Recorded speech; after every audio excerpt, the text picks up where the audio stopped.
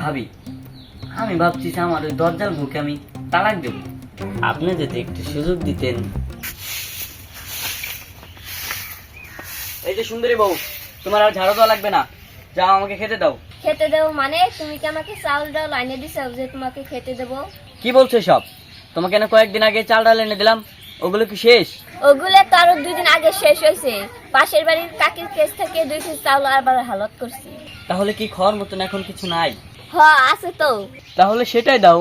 লবণ আছে, খাবা? খাইলি পারে আসো।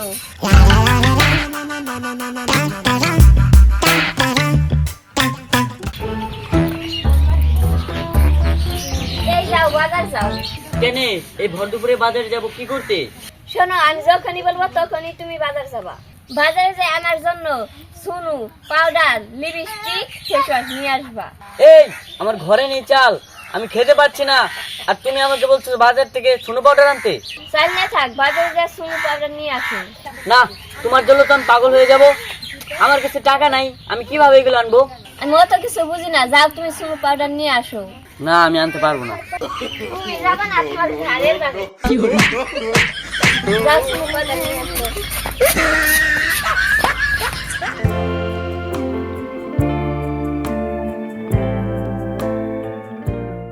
ভাবির দেখি চেহারা উজ্জ্বলতা লাফিয়ে লাফিয়ে বাড়তেছে।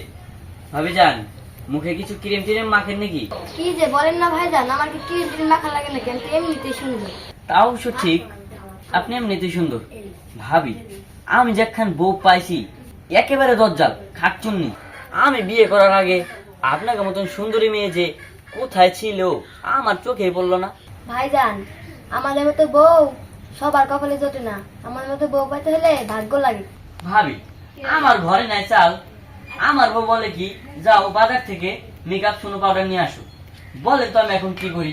ভাইজান, মেয়েদের আর কিছু থাকবে না থাক, মেয়েদের কিন্তু সুনু পাউডার লাগেই। ঠিক আছে, বুঝলাম। ভাবি, আমি ভাবছি যে আমার ওই দরজার বুকে আমি তালাক দেব। আপনি যদি একটু সুযোগ দিতেন। ভাবি, আপনার না আমার কঠিন ভালো লাগছে, আপনার সাথে আমি ঘর সংসার করতেছি।